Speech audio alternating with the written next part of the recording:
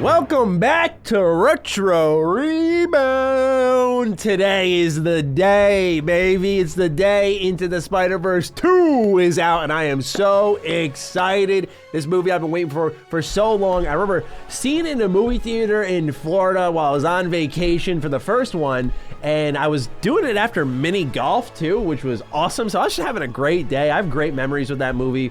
My girlfriend, now fiance, fell asleep during it. How dare she? I was deeply offended by that, but I had a good time. Anyway, ladies and gentlemen, we're all gonna have a good time today because we're going back to what I like to call the Into the Spider-Verse video game. And that one has aged phenomenally well. It is Spider-Man Shattered Dimensions, the one Spider-Man game that has 4 different Spider-Men that are totally unique and playable. Yes, we have other Spider-Man games with 1,000,001 costumes. We have since Spider-Man 64, but now we've got Spider-Man Shattered Dimensions, and it's a perfect time to break this bad boy out. We've had this plan for so long. I'm so excited to talk about it because I adore this game. So ladies and gentlemen, if you're new here, you're into nostalgic and retrospective content, consider subscribing. Check out our other Spider-Man videos. We talk about a lot of Spider-Man video games here at least once a month. And just in our last video, we talked about Edge of Time, the sort of sequel, but somehow really bad follow-up to this game.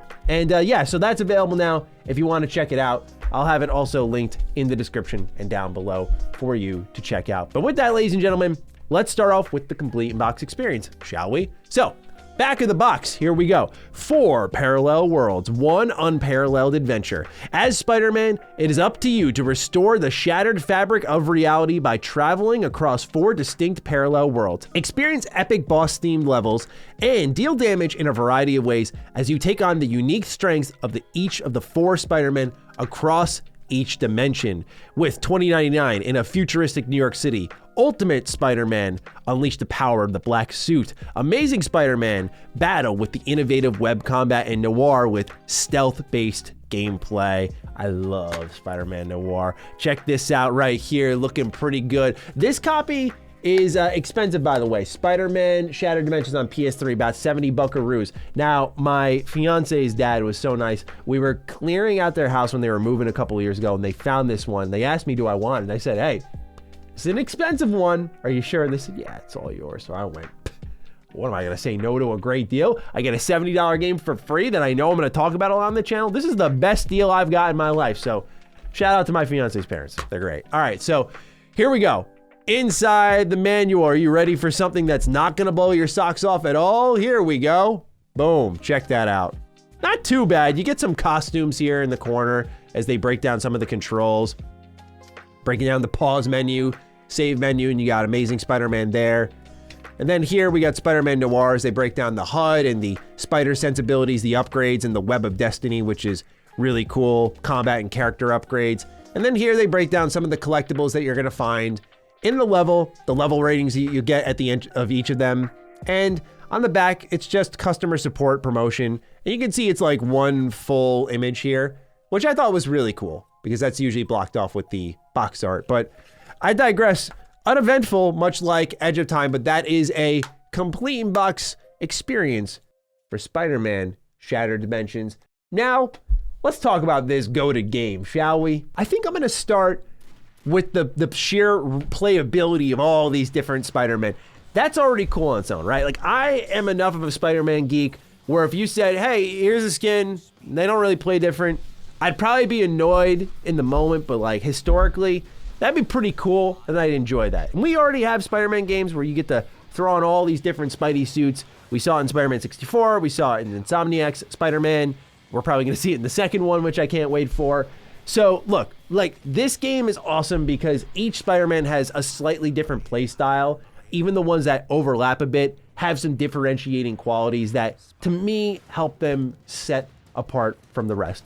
So Spider-Man Noir is the most unique one and definitely my favorite. Not only because I love the 1940s and 1950s, it's my favorite period of time in history to just study, watch videos on. There's a great channel I'm gonna shout out right now. It's called NASS, and they do remastered videos from all different time periods dating back to 1930. And they have these videos of like New York in the 50s, and it's awesome. So it kind of lets me connect with that part of the past that I've never really experienced. And so that all enhances my love of Spider-Man Noir. His costume is so simplistic. It's not necessarily sleek tights like I'm wearing right now, right? This is a nice noir costume, if you will. Now, he doesn't have that. He's got something that really fits the time period well.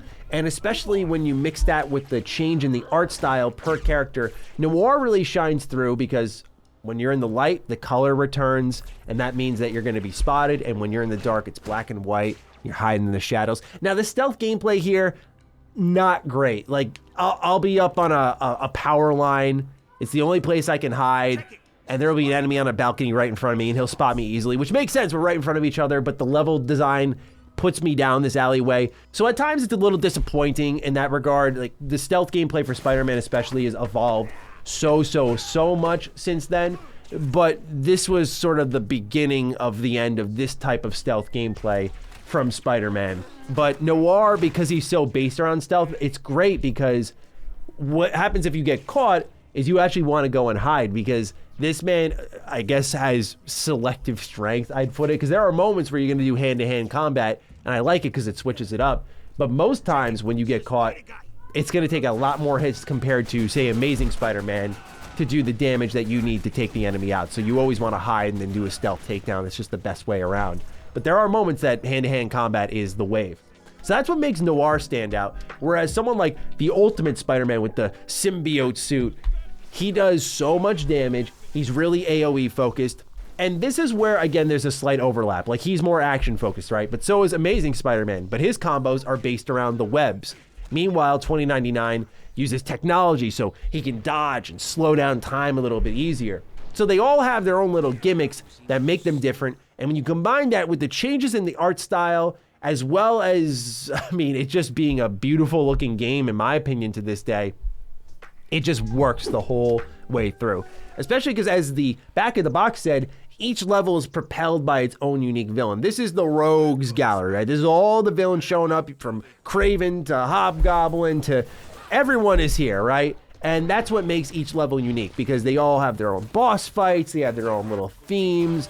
It's a really impressive Spider-Man game, and I mean, it couldn't be more fitting of a time to play it through than right now with Into the Spider-Verse, because it, as I said, is that Into the Spider-Verse game. Into the Spider-Verse is such an amazing film for those who enjoy animation because of the various renditions of Spider-Man, and while there's one unifying art style, they're all represented a little differently in the movie, and I just can't help but appreciate that level of effort so much. And I feel like this game carries the spirit of Spider-Verse. While it may not be as good to some, I just adore it endlessly.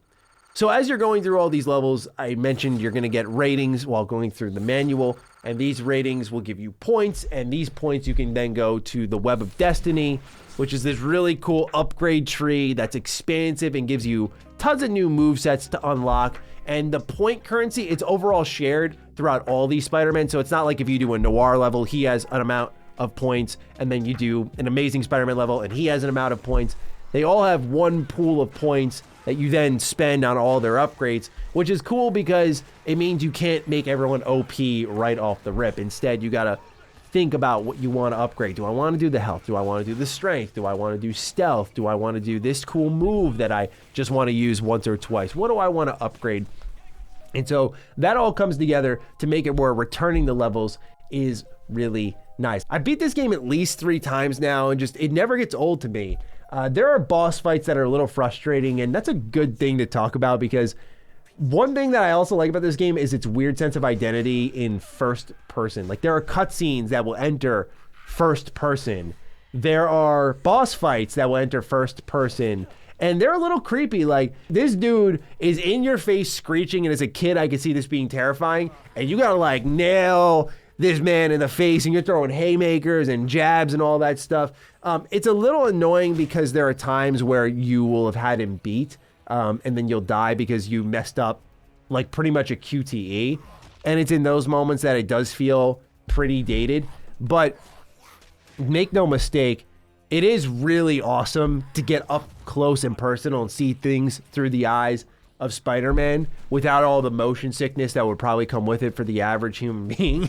But The first person was hit or miss for people. I like it sometimes, I dislike it at times. To me, it feels like they were trying to make a quick time event immersive, which is strange. And I would have rather them get involved in gimmicks, because then it can lead to more underwhelming boss fights. Like, I was fighting Electro again, and he has a really simple moveset that makes it really easy to break him down and hit him. You know, you just have to hit him from, you know, just as he's charging, you have to throw something at him.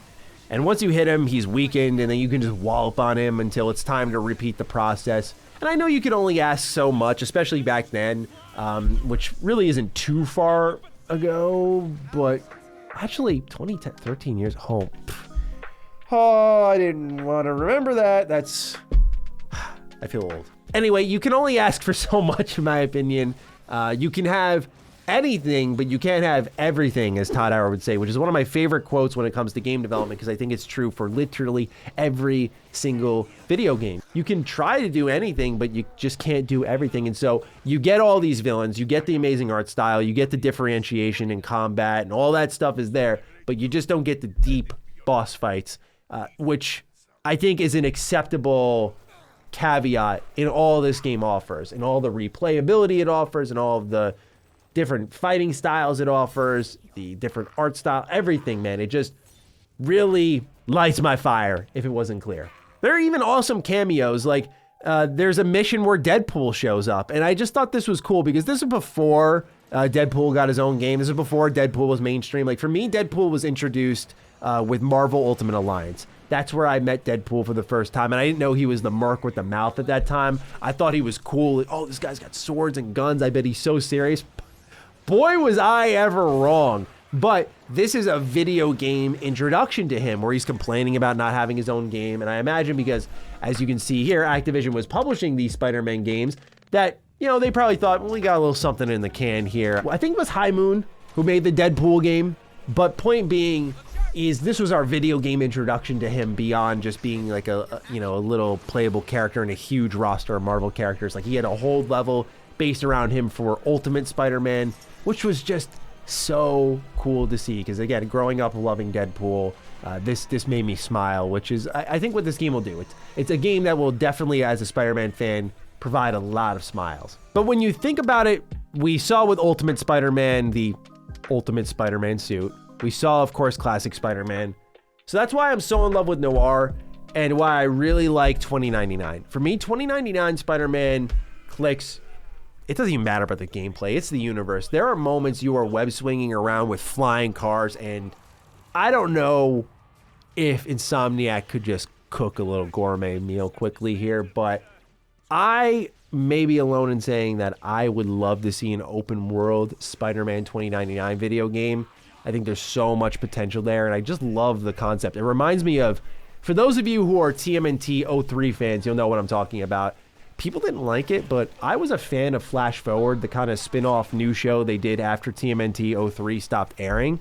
And I liked it because, you know, when you have this very simple New York City, it makes sense why the Turtles would be needed. But when the city becomes so advanced in Flash Forward, it's like, oh, okay, what are we doing here then? Like, why do they need us when they have all this technology and everything? And same thing with Spider-Man 2099. Now, he kind of did get his own game in, you guessed it, Edge of Time. And missed opportunity for sure. I talk about it a lot in its own video, so I'll save it for that. But I think playing as Spider-Man 2099 in this game is one of the best representations we got of it. Art style helps a lot. It's very saturated, very vibrant, dense with color, but also just seeing the flying cities. I'm such a fan of like cyberpunk, sci-fi, anything. I'm a huge Star Wars geek. So this world on a universe level really lights my fire. So you've got a unique gameplay system, if you will, in Noir, unique art style in Noir. Then you've got the unique setting in 2099. You got the classic vibes in Amazing Spider-Man. And then you kind of got the nostalgic vibes in Ultimate Spider-Man, because the Ultimate Spider-Man game, which we've talked about here, kicks butt. Love that game, right? So you got everything going in this game's favor. I cannot recommend it enough. I adore it. And ladies and gentlemen, if you don't have it in your collection, I hope it's not too late for you. That's all I'm going to say, because I feel like after Into the Spider-Verse and Spider-Man 2 coming out, everyone's going to start putting on their Spidey suit, which we've been donning for a while, and saying, yo, Here we go, baby. Well, wait, what do you mean it's $70? Oh, it's 80 now. Oh, it's 90 now. Great. I've been there when Spider-Man No Way Home came out. Ladies and gentlemen, I remember getting back into my Spider-Man groove. I was foolish. Like many of you out there, I was foolish, and I didn't have the full Spider-Man collection for video games. So getting things like Web of Shadows, $100 later. Shattered Dimensions, free. I got lucky there. Edge of Time, $80 later. And so on. If you don't see a price hike, I'd say go get these games. But that's all I got for you on Spider-Man Shattered Dimensions. Just a special Spider-Man video game. Love throwing it back to this one. And happy Spider-Verse Day again to everyone who's going out to see the movie and web swinging around wherever you live. So with that, ladies and gentlemen, take excellent care of yourselves, and I will see you in the next Retro Rebound. Peace out.